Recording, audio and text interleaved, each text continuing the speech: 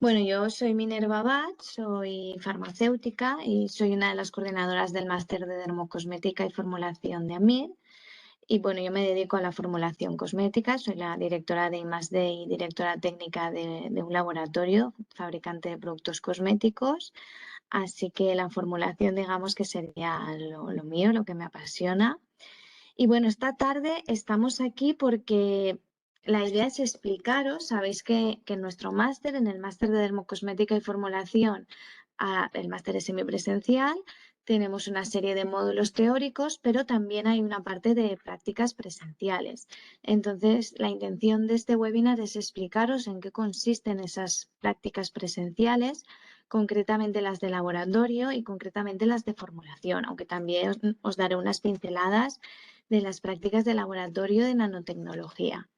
Vale, entonces con este webinar la idea es eso y por supuesto que podáis o bien a través del chat o bien con el micrófono entráis y preguntéis todo aquello que queráis saber o si queréis que explique algo con más detalle pues me lo comentáis y sin ningún problema me interrumpís cuando queráis. Voy a compartir una pequeña presentación que he preparado. Más que nada para que no se me despiste nada y explicaros todos los puntos que tratamos en las prácticas de formulación. Aunque ya os adelanto que las prácticas de formulación son grupos pequeños, con pocos alumnos, somos 3 profesoras y lo que intentamos es generar un ambiente que sea cómodo para que vosotros podáis plantear vuestras dudas, vuestras cuestiones y que se puedan pues eso, dar lugar a debates, a conversaciones en las que todos aprendemos muchísimo. Supongo, si me podéis decir, pues mejor, supongo que veis la presentación, que me escucháis bien. No sé si a través del chat me podéis decir para yo estar segura de que está todo ok.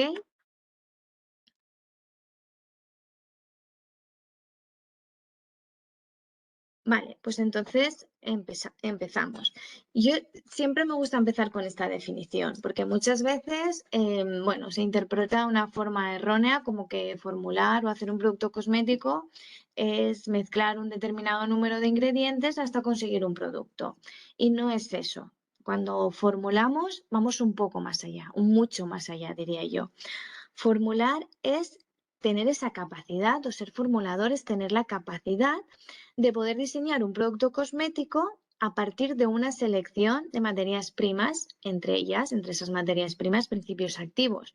Pero no es una selección al azar, es una selección que debe de estar muy estudiada, revisando muy bien qué tipo de ingredientes ponemos y qué comportamiento tienen. ¿Para qué? Para conseguir siempre sinergias y evitar incompatibilidades. Es muy importante que nunca formulemos con ingredientes que son incompatibles entre sí. Lo que tenemos que hacer es todo lo contrario, buscar ingredientes que manifiesten sinergias, porque de una sinergia, tanto a nivel técnico como a nivel de eficacia, siempre vamos a obtener un mejor resultado. Entonces, para empezar a formular, es muy importante que el técnico tenga un conocimiento teórico bastante amplio de lo que son las materias primas, de los parámetros físico-químicos, de las formas cosméticas, de los productos cosméticos finales, de la sensorialidad, de cómo conseguir determinadas texturas. Y con todo este conocimiento que vamos adquiriendo a lo largo de los diferentes módulos que vemos en el máster, todo ese conocimiento lo trasladamos al laboratorio. Y allí es donde formulamos, donde buscamos la aplicación y donde comprobamos realmente si todos esos conocimientos que hemos ido adquiriendo han sido bien entendidos o no. Y si no han sido bien entendidos, es el momento de, sobre la práctica, pues poder corregirlos. En las prácticas de formulación normalmente se plantean o se contestan estas preguntas que os he puesto a modo de esquema. Planteamos el desarrollo de un producto cosmético. ¿Cómo lo planteamos? ¿Cómo empezamos? Cuando queremos formular y salimos del máster, ¿qué hacemos para ponernos a escribir, ponernos a formular y que tenga sentido aquello que hacemos? ¿Qué debemos tener en cuenta en función del tipo de producto que vayamos a formular? ¿Cuál es el ingrediente imprescindible? Porque en todas las fórmulas hay un ingrediente imprescindible o un ingrediente clave, que sin él no se puede obtener este tipo de fórmula. Pues esto también lo contestamos en las prácticas de formulación. ¿Cuál es la clave del éxito? Y cuando hablo de éxito, hablo del resultado, de obtener el resultado que pretendíamos obtener. Porque un formulador siempre va a partir de un briefing.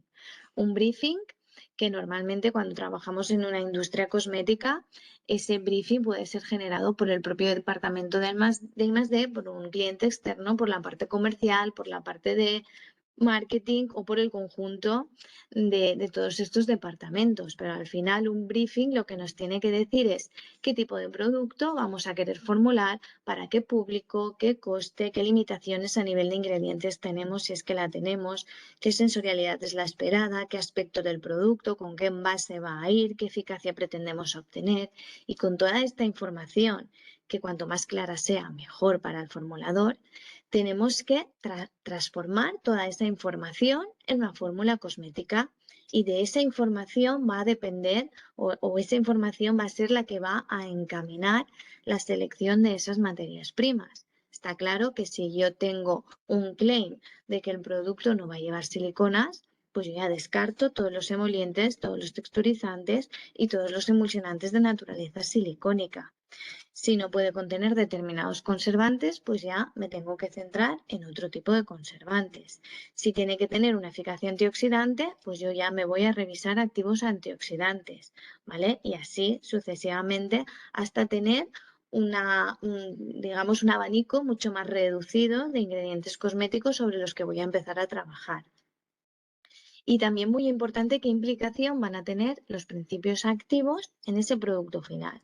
Van a definir la eficacia, sí, pero ¿cómo puedo potenciar yo esa eficacia con el resto de ingredientes acompañantes, digamos? Todas esas preguntas son las que previamente hemos estudiado en la parte teórica, pero que le damos una respuesta práctica en esas prácticas de formulación.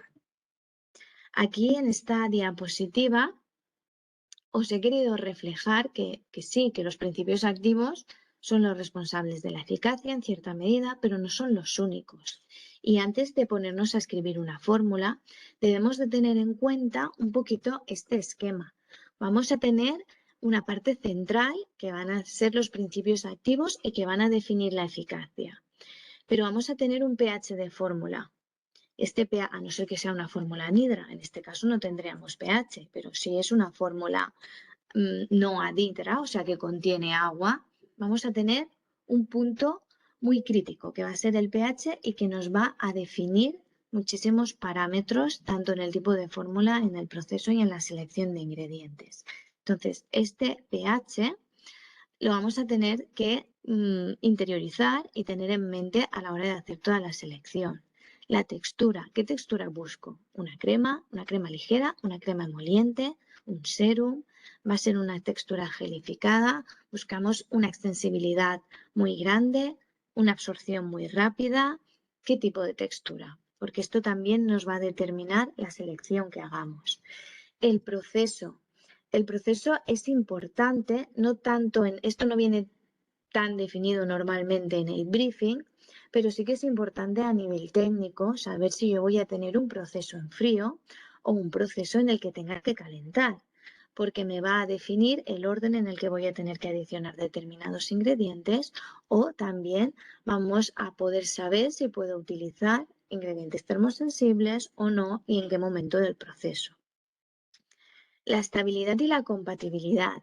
Estos dos parámetros los vamos a evaluar una vez tengamos la fórmula hecha, pero evidentemente tenemos que revisar antes de hacer la fórmula y de llevarla a testar si hay alguna necesidad de algún ingrediente para dar estabilidad, para conferir estabilidad a la fórmula, y lo mismo en cuanto a la compatibilidad. La compatibilidad se define como compatibilidad dos cosas diferentes. Hablamos de compatibilidad en cuanto a la compatibilidad del producto con el envase, y eso se tiene que testar evidentemente una vez la fórmula esté hecha, y es un estudio que se realiza previo a la puesta del producto en el mercado, pero también podemos hablar de compatibilidad haciendo referencia a la afinidad de los ingredientes que forman parte de una fórmula.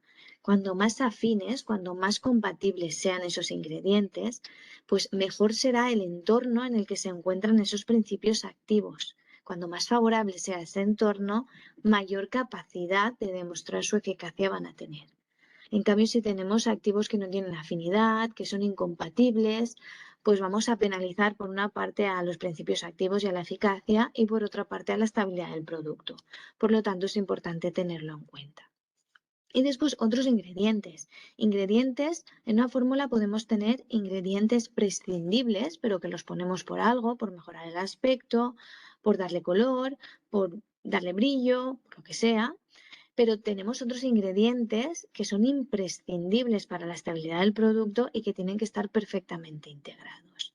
¿Vale? Entonces, cuando formulemos todas estas burbujitas que os he dibujado en esta diapositiva, tienen que estar en nuestra mente, ¿vale? Tenemos que seleccionar y decir, bueno, voy a tener en cuenta pH, voy a tener en cuenta textura, voy a tener en cuenta compatibilidad, ¿vale? Para que no se nos escape absolutamente nada. Si entramos ya, esto sería un poco genérico, ¿no? En qué consiste la formulación y qué hay que tener en cuenta. Y si entramos ya directamente en qué hacemos en esas prácticas de formulación de productos cosméticos, en primer lugar os diría que aprendemos a conocer y experimentar con las diferentes formas cosméticas. En la parte teórica os explicamos lo que es una forma cosmética, os explicamos las características, pero aquí lo vamos a ver, y para verlo tenemos que trabajar en ellos. Tenemos que irnos a la apoyada y formular una solución, formular un gel, formular una emulsión. De esta manera, lo que hacemos es identificar las características principales de cada una de esas formas cosméticas y también identificar los ingredientes que es necesario que aparezcan en esas formas cosméticas. Por ejemplo, nosotros en las prácticas de formulación solemos trabajar unas 13-14 fórmulas, ¿vale? Entre esas lo hacemos durante 2 días, es un sábado y un domingo, normalmente el horario es de 8 a 3 y en esos 2 días todos los alumnos pasan por 3 grupos perfectamente diferenciados, donde en cada uno de los grupos hay una profesora. Tenemos un grupo, el grupo 1, donde la profesora, en este caso soy yo, que vemos emulsiones de fase externa agua, en caliente y en frío, y vemos soluciones. Y dentro de las soluciones, lo que trabajo yo son los peelings químicos. Pero la forma cosmética de un peeling químico sería una solución. Después, en otra compañera, en Patricia, veis la parte de geles, de soluciones también, pero soluciones que no son peelings químicos, como por ejemplo pueda ser un tónico o un agua micelar. Y vemos también emulsiones en frío, emulsiones que no requieren de temperatura, de calentamiento de las fases para poderse formular. Veis una fase externa silicónica y vemos ese tipo de emulsiones que no requieren temperatura. Y después con Elizabeth lo que trabajáis son productos solares y dentro de los productos solares vemos emulsiones, vemos soluciones, incluso vemos emulsiones de fase externa agua con óxidos de hierro. ¿Vale? Entonces aprendemos a que tenemos diferentes tipos de cosméticos con diferentes formas cosméticas que tienen unas necesidades muy concretas. Por ejemplo, una solución. En una solución lo más importante va a ser la solubilidad de determinados ingredientes. Por ejemplo, en los peelings químicos, la solubilidad de los ácidos, de determinados ácidos, es crítica. Es crítica porque si no se disuelve bien, con el tiempo aparecen sedimentos que con una agitación manual no somos capaces de resuspender. Todo aquello que haya sedimentado y no va a parar a nuestra piel es una pérdida de eficacia, aparte de una pérdida de estabilidad. Con lo cual, en estas fórmulas trabajamos muy mucho el tema de la solubilidad, le damos muchísima importancia.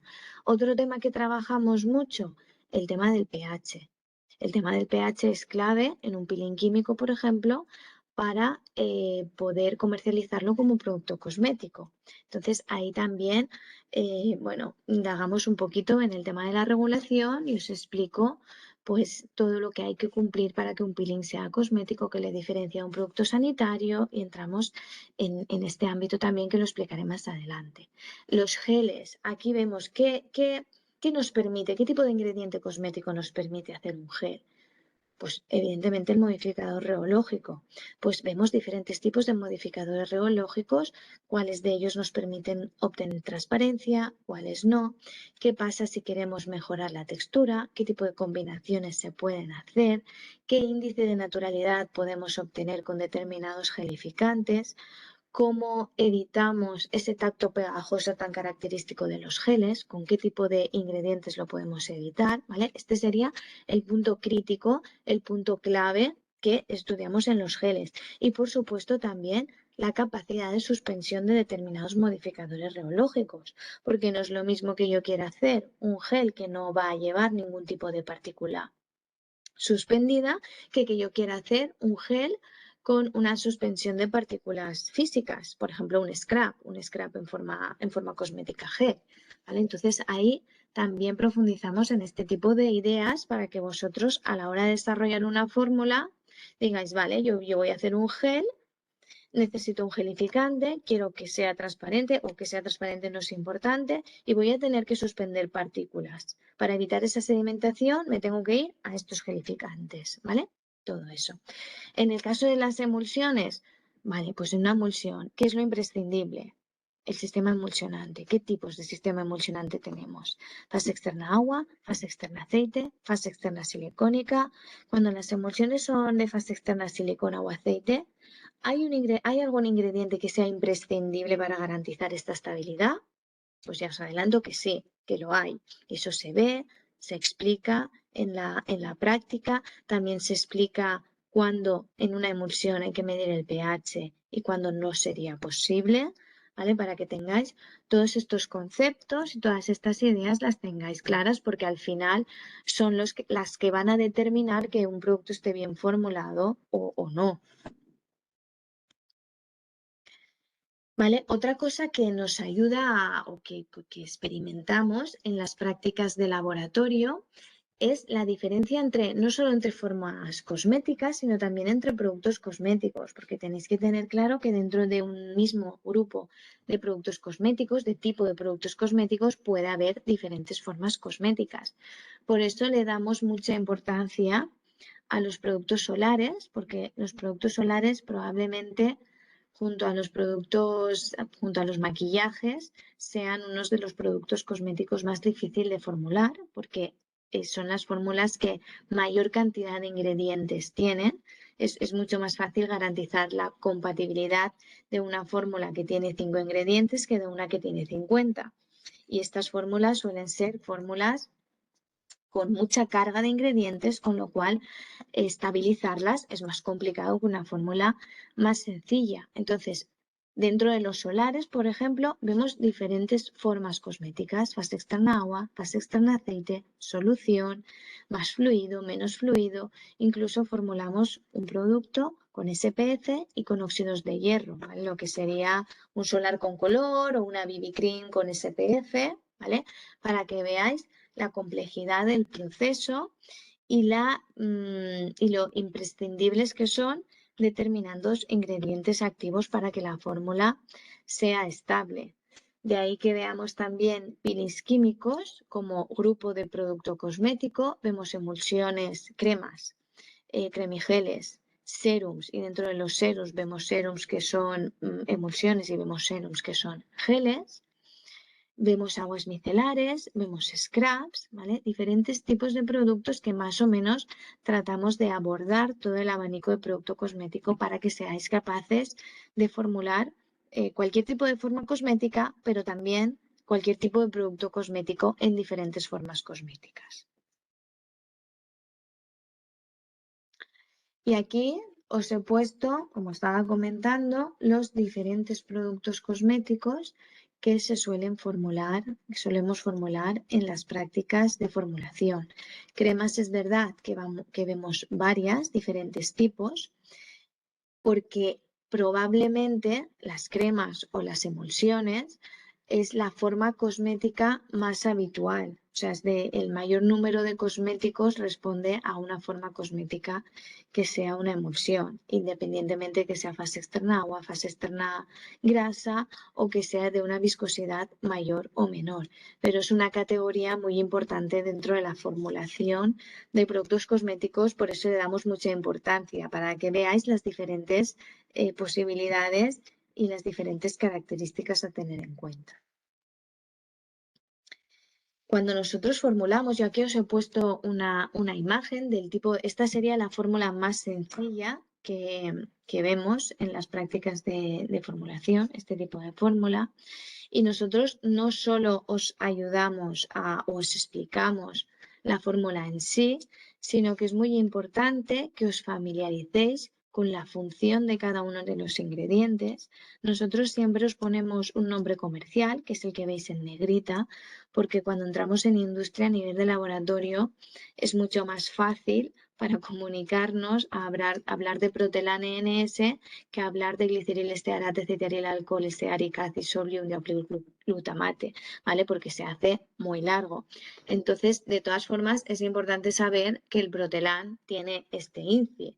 No lo sabemos de memoria ninguno de los formuladores del mundo, pero estamos familiarizados con este tipo de lenguaje, tanto comercial como en nomenclatura INCI, y trabajamos habitualmente con las dos nomenclaturas. Por eso os lo ponemos así en las formulaciones. Y es muy importante que identifiquemos la función, que nos familiaricemos con la función de cada uno de los ingredientes.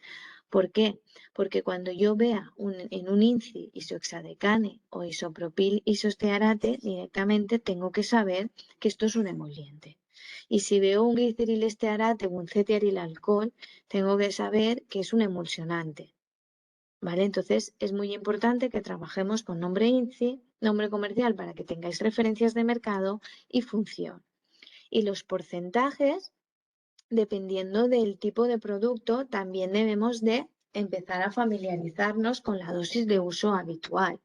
¿Vale? Los emulsionantes normalmente en la ficha técnica de cada uno de ellos te indica el rango en el que se puede utilizar ese emulsionante y normalmente es dosis dependiente, es decir, que a una dosis más baja obtengo una menor viscosidad y a medida que voy aumentando la dosis, aumento la viscosidad. En la mayoría de los emulsionantes, pero no en todos. En algunos no. En algunos, aunque aumente la concentración, no aumenta la viscosidad y para eso debo utilizar agentes de consistencia. ¿Vale? Es importante también identificar los principios activos y en este caso que os he puesto como ejemplo, que es una emulsión de fase externa agua, es importante o serían importantes dos cosas. La presencia de emulsionante, un emulsionante que trabaje en dirección de fase externa agua, como sería el caso, que son la mayoría, y después la presencia de un modificador reológico en la fase acuosa, aunque no es imprescindible, es bastante habitual. Entonces yo si tengo que empezar a hacer una fórmula, una emulsión de fase externa acuosa, lo primero que voy a seleccionar es el emulsionante, el modificador reológico y a partir de ahí, en función de la textura y la eficacia que yo quiera obtener, seleccionaré emolientes y seleccionaré ingredientes activos. Y por supuesto, sistema conservante, que si no tengo ninguna limitación a nivel de INCI, pues tendré que irme a las limitaciones de pH que tenga la fórmula para seleccionar el mejor sistema conservante. En este caso, concretamente, la fórmula, como os he dicho, es muy sencilla y prácticamente no lleva nada, solo lleva la betaína, que la betaína es un activo hidratante que actúa como un osmolito mejorando el balance hídrico de la piel y la función barrera. Pero en esta fórmula tan sencillita que podría ser la base de cualquier producto, sí que me tengo que fijar en la mezcla o la selección del sistema de los emolientes que me van a dar la sensorialidad de este producto, porque como vemos, una fórmula sencilla que no lleva ningún tipo de texturizante. Entonces, este 20% que determina la fase grasa de esta fórmula En función de la selección de emolientes que hagamos, tendrá una absorción, perdón, más o menos rápida, una mayor o menor extensibilidad y un mayor o menor residuo graso sobre la piel una vez aplicado el producto cosmético. Entonces, estos detalles son los que se explican de cada una de las fórmulas que trabajamos en el laboratorio. Y en ese momento se comenta, vale, pues si quisiéramos obtener una sensorialidad más ligera, ¿qué tipo de emolientes podríamos utilizar? O si queremos una absorción muy rápida, tenemos que sustituir por emolientes que sean más evanescentes. ¿Qué tipo de emolientes nos darían esta evanescencia? ¿Vale? Ahí, cuando se explica esa fórmula, es cuando surgen todo este tipo de comentarios y la verdad es que enriquece muchísimo a todos nosotros porque cada compañero, cada alumno comenta su sensación o qué considera y de ahí surge un debate que suele resultar siempre muy interesante. Por supuesto, el instrumental, ¿vale? Tenemos alumnos de todo tipo. Tenemos alumnos que están familiarizados con el instrumental de un laboratorio cosmético y otros que no. Entonces, para los que no es muy importante este primer contacto con los equipos que nos permiten formular productos cosméticos con una alta eficiencia y con una alta reproducibilidad a nivel industrial. ¿Vale? Nosotros compramos equipos que estamos utilizando. Yo en mi empresa, por ejemplo, son los equipos que utilizo. Y si tuviera que seleccionar, haría una selección de dos, que son los principales, los imprescindibles, digamos, para obtener una buena fórmula cosmética. Uno de ellos es el emulsionador, que es este que tenéis aquí azul y gris. Este emulsionador lo que hace, como su nombre indica, es emulsionar. Nos permite formar cremas, nos permite formar emulsiones. ¿Cómo lo consigue? Lo consigue porque tiene un sistema rotor, un sistema de cizalla, que lo que hace es integrar la fase interna, que cuando la emulsión es de fase externa acuosa sería la fase grasa, en el seno de la fase acuosa, que sería la fase continua. Este sistema rotor que tiene permite generar unas gotículas de fase grasa lo suficientemente pequeñas y homogéneas para que queden perfectamente distribuidas en el seno de la fase continua. Si esas gotículas son pequeñas y homogéneas, con ayuda del emulsionante, ¿no?, que sería imprescindible en el caso de formular una crema, hace imposible que se puedan agregar y entonces producirse una separación que sería una inestabilidad en una crema, en una emulsión. ¿Vale? Entonces, cuando mejor sea este equipo y más capaz sea de generar esas partículas, esas gotículas pequeñitas y homogéneas, mayor será la estabilidad del producto. Esto no significa que yo no pueda hacer una crema en un equipo de inferior calidad, digamos, o menos especializado, pero mi estabilidad será peor. Cuando mejor es el equipo y mejor capacidad tiene de generar estas gotículas, mayor es la vida, digamos, la caducidad del producto cosmético, la vida útil de ese producto cosmético, porque la estabilidad va a ser mayor.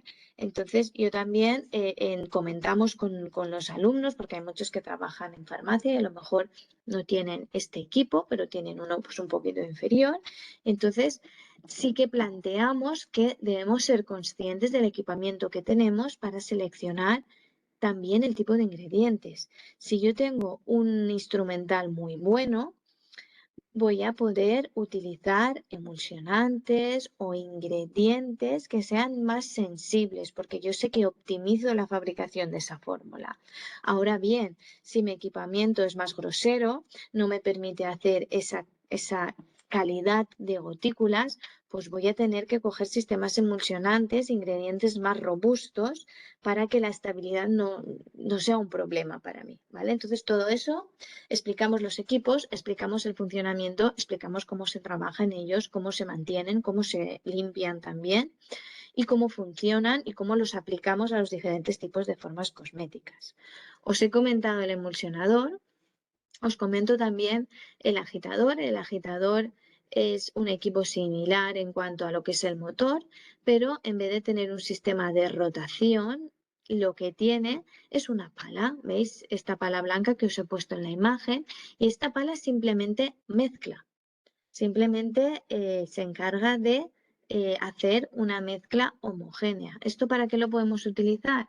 Pues para formas cosméticas que no requieran de la cizalla, que no requieran de la emulsificación de dos fases, o bien para enfriar. Cuando enfriamos un producto cosmético que se formula en caliente, o sea que tenemos que calentar las dos fases para emulsionarlo, pues la agitación es importante durante el proceso de enfriamiento, porque aquí así aseguramos que todo el producto se enfría a la vez de una forma homogénea, ¿vale? Porque si no, la parte interna quedaría más caliente que la parte externa, se pueden generar grumos o aglomerados que no nos interesan. ¿Vale? Entonces, bueno, toda esta explicación del material os he puesto el más importante. Por supuesto, también trabajamos con pHímetro, que la gente que no lo ha utilizado pues se le explica, con balanzas de precisión, con baño termostático, con agitadores magnéticos, ¿vale? Con todo el tipo de instrumental que suele haber en un laboratorio cosmético. Y por supuesto, entramos a interpretar detalladamente el proceso. Y le damos muchísima importancia porque es algo que yo siempre comento.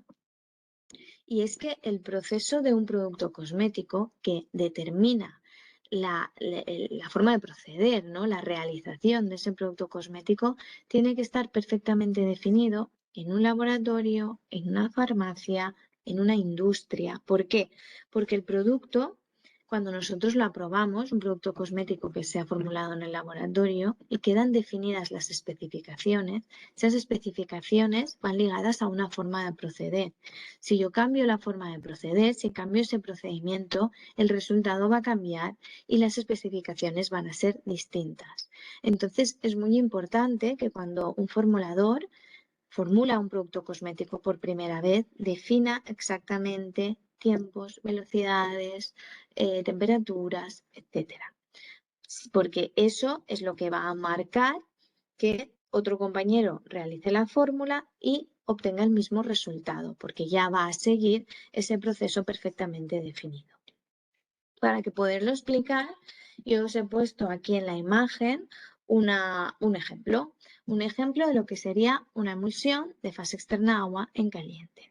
Pues bueno, en esta emulsión en concreto es muy importante que la fase oleosa que contiene el emulsionante y la fase acuosa que contiene el gelificante y están ya perfectamente homogéneas, se calienten a 75 grados. Normalmente la mayoría de emulsiones que son en caliente se calientan a una temperatura de 75-80 grados. Y a esa temperatura, que debe estar de la misma manera en ambas fases, se procede a la emulsión.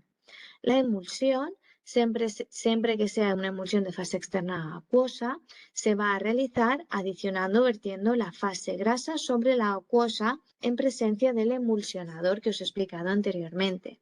¿Por qué? Porque a medida que esa fase grasa se va integrando en el seno de la fase acuosa, nuestro equipo, nuestro Turrax o emulsionador, va haciendo su función, esa cizalla que va interiorizando la fase grasa en forma de pequeñas gotículas perfectamente distribuidas de una forma homogénea. Una vez ya se han emulsionado ambas fases a la misma temperatura, y eso es muy visual porque pasamos de tener dos fases que normalmente son transparentes y se convierten en una única fase lechosa de color blanco, opaco. Entonces es muy visual. Además, si la emulsión es en frío, ves que enseguida, de forma inmediata, adquiere viscosidad. Cuando es en caliente no, porque la viscosidad en la mayoría de los casos depende de la temperatura y no es hasta que no enfriamos no vemos visualmente ese incremento de la viscosidad. Es por eso que en una emulsión en caliente, una vez hecha esa parte de emulsificación, pasamos a la agitación y en ese caso utilizamos las palas, una agitación constante a una velocidad que nos permita mover todo el contenido sin que salpique nada, y cuando vemos que cuando va alcanzando la temperatura ambiente, a medida que se aproxima a la temperatura ambiente, va adquiriendo viscosidad.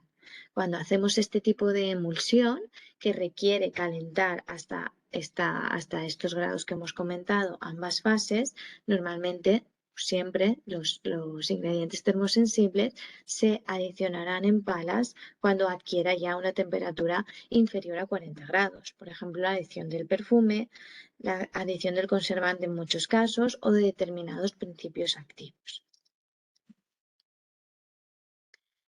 Y por supuesto, cada vez que hablamos de una fórmula, para mí es imprescindible hablar de la parte de tendencias por un lado, para explicar un poco lo que demanda el mercado, lo que a nivel publicitario se reivindica, para poder explicar cómo lo vamos a conseguir a nivel de fórmula, y también la parte de regulatory, la parte de ingredientes. En cuanto a tendencias, muchas veces en el briefing se nos marcan una serie de exigencias. Por ejemplo, si en nuestro briefing pone tiene que ser un producto natural, yo ya voy a tener que hacer una selección de ingredientes activos que me sumen lo máximo posible a ese índice de naturalidad para que cuando yo haga el cálculo final de la fórmula pueda reivindicar una naturalidad por encima del 90%. No tiene sentido reivindicar un 54% de naturalidad, porque eso no va a resultar atractivo para el consumidor y tampoco va a cumplir sus expectativas. Entonces, hablamos de eso, hablamos de qué creéis que está solicitando el público, ¿no? La sociedad, qué tipo de reclamos observáis vosotros y planteamos cómo conseguirlos. Y la parte de regulatory es muy importante tratarlas porque hay muchos ingredientes cosméticos que se están regulando, constantemente se regulan ingredientes cosméticos. Que se regulen no significa que se prohíban. Significa que se están evaluando, que se está evaluando su seguridad. Y esto puede terminar en una prohibición, puede terminar en un resultado de que el producto sigue siendo seguro tal y como está y entonces no se modifica absolutamente nada, o puede terminar con una limitación, con una restricción del ingrediente, bien de dosis o bien de uso. Por ejemplo, este producto no se va a poder utilizar en aerosoles o este producto se puede utilizar a una concentración máxima del 1%. Todo esto tenemos que estar también a la hora de formular, tenemos que ser conocedores de todas estas regulaciones. Entonces es algo que también tratamos de hablar, de explicar en las prácticas. Cuando hay un ingrediente que tiene una limitación, se comenta. Cuando hay un ingrediente que se está evaluando, se comenta. Cuando hay un ingrediente que se puede utilizar, por ejemplo, en productos que no se aclaran, pero no se puede utilizar en productos que se aclaran, se comenta y se explica para que vayamos habituando a nuestra mente, ¿no? Sí, a nuestro pensamiento a tener en cuenta todo este tipo de cosas cada vez que vayamos a formular un producto cosmético. Y por supuesto, testamos nuestros propios productos. De hecho, os lleváis una muestra a vuestra casa de todo lo que se ha formulado para que podáis seguir con esa evaluación y entrar en más profundidad. No sé si sabéis, porque no os lo he comentado, que tenemos otras prácticas presenciales que se hacen, pues estamos toda una mañana y hacemos una evaluación sensorial tanto de materias primas como de producto cosmético final. Y bueno, y en la segunda parte de la práctica se hace un análisis de producto comercializado. O sea, cogemos productos de mercado y analizamos el etiquetado, lo probamos para ver para aprender a obtener información del listado de ingredientes, del INCI. ¿Vale? A saber cuál es el emulsionante, cuáles son los emolientes, si realmente tiene activos que justifiquen los claims que se reivindican, ¿vale? Todas estas cosas. Pero en la parte de evaluación sensorial, testamos materias primas porque considero que es importante saber qué sensorialidad tiene una materia prima porque al final parte de esa sensorialidad se traduce o se transmite al producto cosmético final. Entonces yo tengo que saber si un tacto es pegajoso, si da mucha extensibilidad, si se absorbe rápido, si da sedosidad, ¿vale? Porque eso me va a ayudar a tenerlo en mente y decir, uy, necesito sedosidad en esta fórmula, pues voy a utilizar este emoliente que me la aporta. ¿Vale? Entonces, eso lo hacemos en el taller sensorial y lo repetimos sobre nuestros productos en la práctica de laboratorio. Cuando nosotros testamos las diferentes emulsiones, por ejemplo, que hacemos, somos capaces de decir, ostras, sí, esta emulsión tiene una absorción mucho más rápida porque hemos utilizado una silicona volátil que al ser evanescente permite una absorción rápida y no deja nada de residuo. En cambio, en esta otra hemos utilizado emolientes más ricos, sí que notamos un afterfeel, notamos un film sobre la superficie de la piel, pero el tacto es sedoso porque hemos utilizado este texturizante, ¿vale? Es cuando debatimos un poco sobre la sensación que percibe cada uno y entendemos el por qué hemos utilizado determinados ingredientes y el resultado que nos han aportado en la propia forma cosmética, en el propio producto final. Y por supuesto también siempre se produce un debate en el que os planteamos casos reales. Uy, perdón, se me ha ido.